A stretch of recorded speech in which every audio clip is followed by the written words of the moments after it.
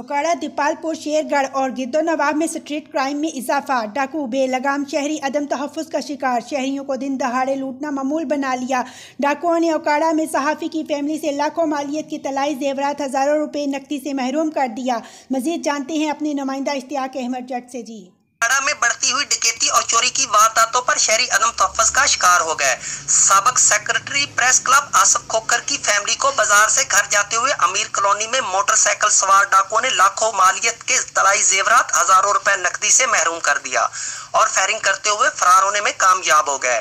दूसरी जानब दीपालपुर में पाकपतन रोड पर 3 डाकुओं ने निजी टीवी के रिपोर्टर शहजाद वट्टू से हजारों रुपए नकदी, मोबाइल फोन और मोटरसाइकिल छीन ली। इस्लामपुरा में साफी मलक फयाज हसन अवान के घर से नामालूम चोर ने कीमती मोबाइल और घरेलू सामान चोरी कर लिया।